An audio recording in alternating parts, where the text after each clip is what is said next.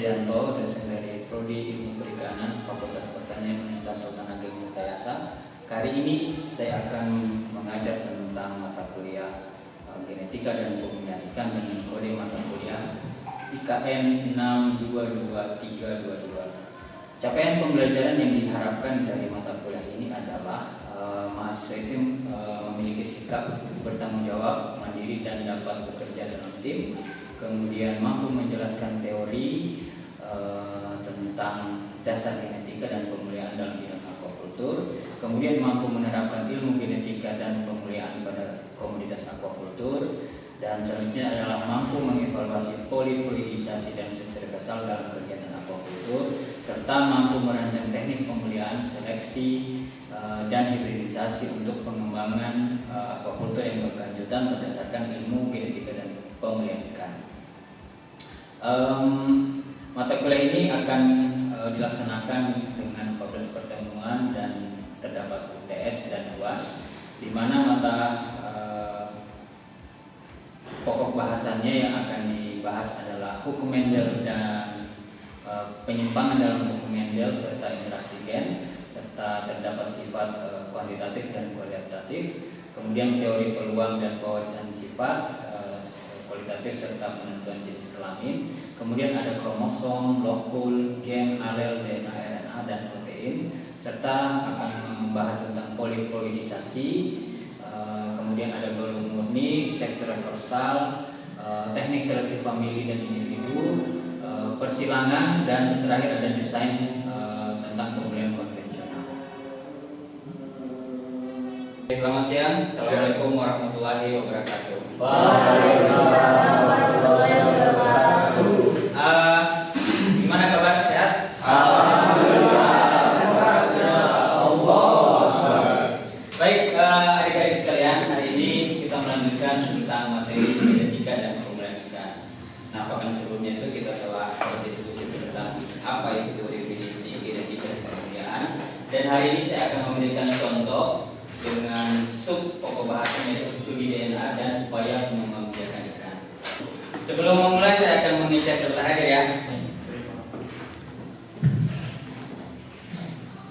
Budi Prasetyo, Hadir Pak. Dandi, Hadir Pak. Siti. Hadir Pak. Oke, di slide yang Anda lihat sekarang, ini adalah contoh beberapa komoditas aquacultur yang sudah stabil dibudidayakan. Contoh seperti yang pertama adalah udang paname, kemudian di sini adalah Regularia, kemudian di sini adalah Robert atau ikan kerapu, dan yang nomor D adalah ikan koi, dan yang ini adalah arwana, dan yang ini adalah ikan bagai kardinal.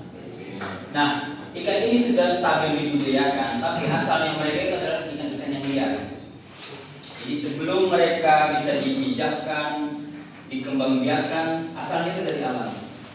Nah, hari ini kita akan belajar bagaimana tentang DNA tadi. Kita akan menelusuri spesies apa yang akan kita kembangbiakan dan bagaimana teknik upaya breedingnya. Nah, teknik ini dikenal dengan nama domestikasi. Domestikasi itu adalah mengupayakan ikan tadi yang dari alam liar ke alam yang terkontrol.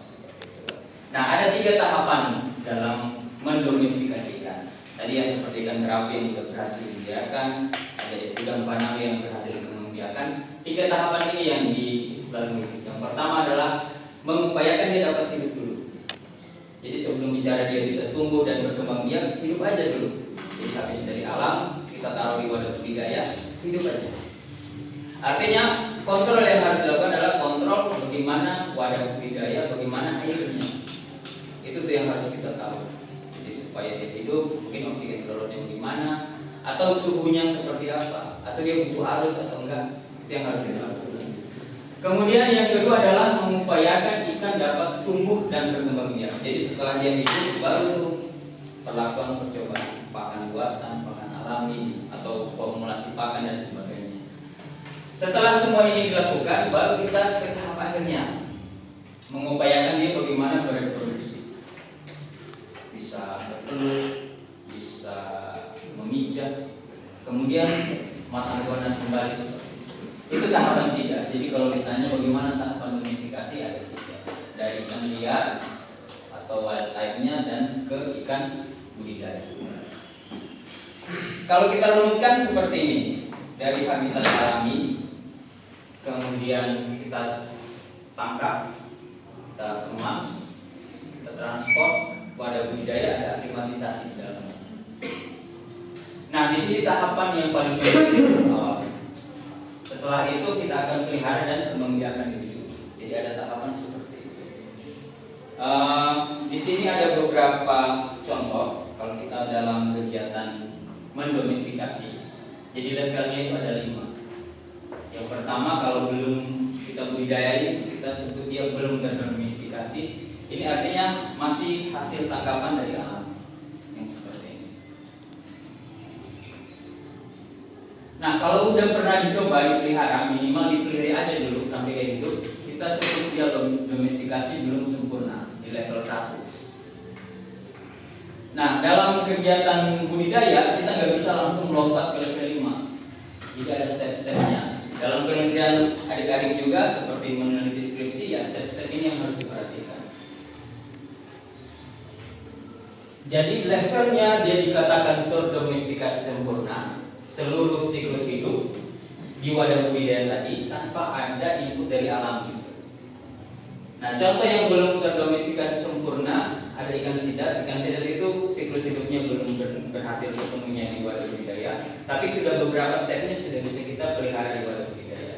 Nah, itu kita sebut di domestikasi hampir sempurna atau di level 3. Nah, dalam penelitian adik-adik sekalian, kalau nanti melakukan skripsi, step-step ini harus diperhatikan.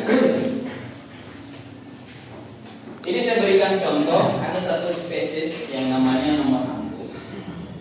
Jadi ikan-ikan ini diperdagangkan sebagai ikan hias.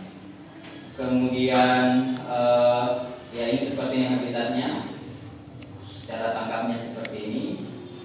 Saat itu saya pernah mengoleksi ikan ini di Sulawesi, di Danau Lindu, dan ini spesies yang sudah teridentifikasi. Kemudian spesies yang ada di Danau Lindu itu saya belum tahu dia spesies apa. Nah, makanya dalam kajian untuk mengetahui spesies apa yang akan kita budidayakan, kita identifikasi genetiknya. Atau dalam mata kuliah ikiologi yang sudah teman-teman sekalian pelajari, yaitu bagaimana menghitung meristik, morfometrik, gitu ya. Nah, ada studi DNA-nya lagi untuk memvalidasi dia spesies apa sih. Jadi ini kita akan pelihara ikan, kalau nggak tahu spesiesnya itu kan rancu gitu. Nah, kita harus kenali dia spesies apa. Karena kalau kita nggak kenali spesiesnya, nanti di sini akan bermasalah di tahap domestikasi di sini, pemulihan selektif. Karena kita akan hibridnya, mengembangbiakan hasil hibridanya. Gitu. Nah, kalau spesiesnya nggak diketahui, poin di sini akan sulit. Makanya di tahap awal dari domestikasi kita bisa melakukan kajian seperti ini. Kita akan validasi spesiesnya. Nah, ini yang saya lakukan di Sulawesi saat itu untuk penelitian, dan kalian bisa lihat di sini ikan yang belum diketahui spesiesnya yang saya share kali ini yang lingkaran, dan di sini adalah Nomoramus yang sudah diketahui sebelumnya spesiesnya. Nah, tadi untuk memelihara awal kan kita harus tahu kondisi airnya ya dalam wadah. Nah, ini saya mengamati kondisi airnya tuh, habitatnya, kemudian karakteristiknya seperti kedalaman air, suhunya, kisaran pH, oksigen, dan karakteristiknya. Nah, untuk identifikasi spesies kita bisa menggunakan teknik yang seperti ini, DNA barcoding. Jadi saat itu saya ambil sirip ikannya, kemudian kita awetkan dengan etanol 95%, dan selanjutnya kita lakukan sesuai prosedur untuk ekstraksi DNA, dan nanti kita akan sequencing pada hasilnya. Nah, DNA yang saya pakai ini adalah dari mitokondrial DNA. Jadi mitokondrial DNA itu adalah DNA yang unik, diwariskan dari ibunya. Karena dalam proses pembuahan itu, misalnya ini sel telur, kemudian ini sel sperma, Nah, mitokondria dari sperma ini nggak ikut menyumbang dalam proses pembuahan. Beda dengan DNA inti. DNA inti itu adalah 50% dari bapaknya dan 50% dari ibunya. Jadi saat pemijahan terjadi atau pembuahan terjadi, DNA mitokondria tadi yang dari janin itu nggak ikut menyumbang. Jadi hanya yang akan berkembang itu DNA mitokondria dari si ibu. Nah, sehingga untuk menelusuri kekerabatan atau spesies kita biasanya pakai mitokondrial DNA. Nah, untuk itu dari hasil site B tadi, jadi hasil site B, sitokrom B, itu urutan basanya. Nah, tiap spesies ini urutannya ini nggak akan bertukar, ATTT gitu dan seterusnya. Nah, ini adalah spesies yang sama dari sungai yang satu, itu yang jantan dan betina. Kalau kita lihat dia sama, mirip, nggak ada beda. Nah, kemudian ini yang dari sungai yang kedua masih di danau yang sama, urutannya juga seperti itu, tapi ada yang beda. Nanti saya akan jelaskan. Ini yang dari sungai pembandingnya. Jadi saya membandingkan antara sungai. Jadi ini yang sedang saya teliti, saya akan validasi dia spesies apa. Ini yang sebelumnya yang sudah diketahui di sungai sebelumnya. Jadi sungai ini ya, ini yang diketahui. Saya ini tanda tanya gitu, saya nggak tahu spesies apa. Nah, saya ingin membandingkan tadi. Jadi yang ini yang belum saya ketahui, ini yang sampelnya, ini juga saya ambil sampelnya yang sama. Dan ini yang dari dalam proses saya ambil juga sampelnya sebagai kekerabatan yang dekat. Nah, saya analisis site B, kemudian dapat hasilnya seperti ini. Ini hasil sekuennya kita dapatin, semua dianalisis, dan saya identifikasi apa yang beda. Dipasang bahasa mana yang berbeda.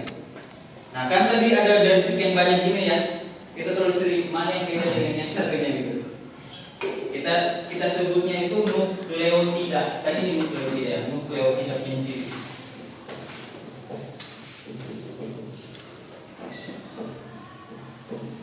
Identifikasi itu.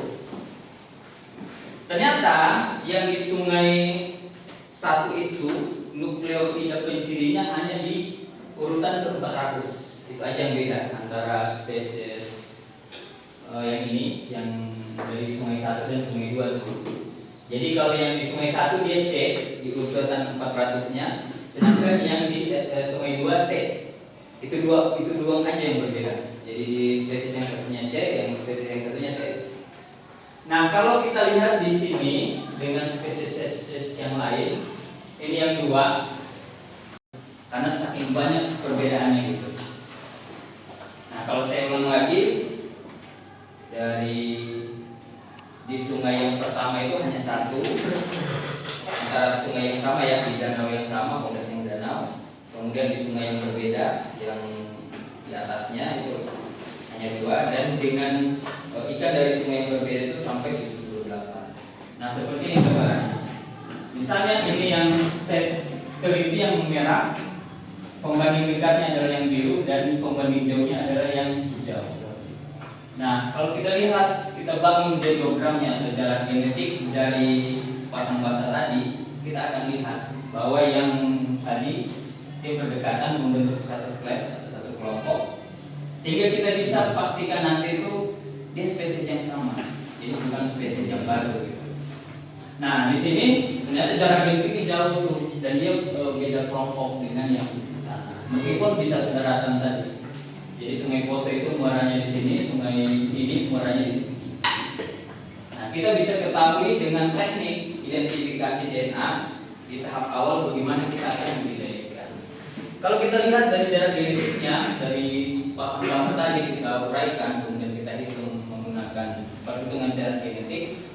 Ternyata yang nomor kampus dari danau yang sama itu bedanya 0, sekian. Nah, kalian bisa lihat di sini ya, dengan misalnya yang udah genus lain Hemiramboron dia 1,1 gitu ya, atau 19%. Ini udah 19%, ini 13, ini 12.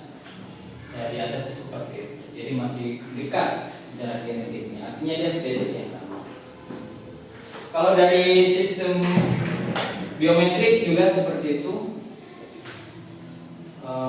Karakternya mirip, dan dari meristik yang biasa kita gunakan di ilmu ikhtiologi yang paling simpel itu kita bisa mengetahui Baik, kesimpulan dari materi hari ini adalah kita bisa menguji, jadi ada cara menguji genetik ikan sebelum dibudidayakan supaya memvalidasi spesiesnya.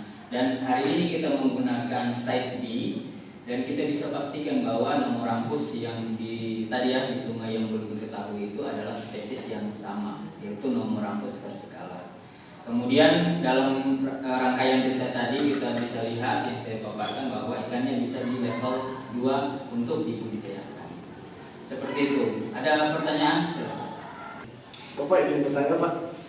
Tadi kan kalau misalnya kita lihat di slide Pak, bahwa ikan yang lepas dalam itu kan ternyata sama dengan spesies yang lainnya gitu Pak. Nah, kalau kita lihat di tabel diagram ini, itu gimana cara buatnya ya Pak? Oke, terima kasih banyak atas pertanyaan. Yang dimaksud tadi di slide ini ya? Betul Pak. Nah, sebenarnya untuk membuat ini basisnya adalah dari data-data yang seperti ini. Kita harus mengetahui apa saja sekuen yang kita bisa peroleh. Nanti itu yang akan dimaksud di software. Ada software. Kita input data-data ini untuk menghasilkan jarak-jarak genetik yang seperti ini. Nanti kita akan praktikum terkait itu. Kemudian di sini kalau kita lihat, jadi ada beberapa step yang harus kita lakukan yang perlu hati-hati sebenarnya. Pertama, supaya DNA ini nggak kontaminan dengan yang lain. Jadi kalau setelah kita nangkap ikan, jangan digabungin ikannya. Jadi setelah nangkap ikan, per satu spesies langsung satu cup. Jangan sampai di satu botol yang itu dipepetin dengan ikan-ikan yang lain, itu udah kontaminan. Jadi kalau mau hasil yang bagus, dari langkah awal di sini setelah kita tangkap, per satu individu itu langsung satu cup. Gitu. Jadi biasanya kalau kita ke lapangan kita bawa 20 cup. Nah selanjutnya yang tidak kalah penting lainnya adalah yang etanol. Baiknya seperti itu 95%, tapi ada beberapa yang pakai 70%, namun saya nggak rekomendasikan. Baiknya seperti itu. Nanti di sini ada step by stepnya yang pada akhirnya kita bisa melihat data sequence DNA seperti ini. Nanti itu kita akan pakai gunakan software Mega namanya. Kita masukin datanya sehingga menghasilkan dendrogram yang seperti ini. Itu mungkin jawaban. Pak, izin bertanya Pak. Tadi di slide yang Bapak terdapat pemilihan kelihatan bahwa CTB yang digunakan gitu Pak. Nah itu kenapa di bagian CTB Pak? Padahal kan ada yang lain gitu kayak ND5, 16S dan yang lain. Apakah CTB ini memiliki kelebihan lain dibanding yang lainnya gitu Pak? Terima kasih. Yang dimaksud slide ini ya. Kenapa dalam riset ini saya memilih site B ya, atau cytochrome B. Nah sebenarnya kan gini, kita akan mengidentifikasikan itu, kita harus tahu database-nya tersedia atau enggak. Jadi misalnya kalau ada 10 jenis, minimal setengahnya kita tahu ada database-nya. Nah dalam riset ini untuk spesies target itu yang tersedia di GenBank atau bank DNA yang bisa saya akses itu yang paling banyak site B. Tapi beberapa ikan itu banyak yang di C1 sini. Jadi itu alasan teknis saja untuk bisa membandingkan yang lebih banyak sehingga bisa lebih valid apa yang kita hasilkan. Jadi setelah kita punya data hasil sekuen tadi yang urutan pasang-pasang yang banyak, itu kita bandingkan, kita ambil dari data GenBank orang lain gitu. Jadi ada yang udah lain yang meneliti, kita bandingkan tuh sehingga bisa ketahuan. Kan nggak mungkin semua kita analisis ya. Jadi spesies yang sama di dunia ini nggak mungkin. Jadi saya hanya pakai 3 yang untuk data real saya, dan yang sisanya adalah data dari GenBank seperti ini. Jadi yang data dari data yang memang saya analisis DNA-nya yang ini dari Danau Poso, kemudian dari sungai, kemudian dari sungai dari Danau Lido. Saya hanya menggunakan itu. Sisanya seperti ini data-data dari GenBank. Saya ambil sekuennya atau urutan basang-basangnya dari GenBank. Kan nggak mungkin semuanya. Karena satu sampel ujinya bisa 1 juta. Saya uji sekitar 8 sampel. Jadi itu kendala dalam konsep seperti ini. Ya tadi ada keterbatasan sampel dan untuk pemilihan gen yang sesuai ya harus kita lihat dulu apa yang tersedia untuk membandingkan. Seperti itu mungkin ya. Terima kasih Pak. Oke baik, terima kasih banyak yang telah bertanya. Nanti yang nggak hadir tolong diinformasikan apa tugasnya. Nah hari ini kita akan mengerjakan kuis di Spada di akun masing-masing rekan-rekan sekalian. Nanti tolong diisi, waktu pengerjaannya sekitar 10 menit ya. Ya Pak. Baik Pak.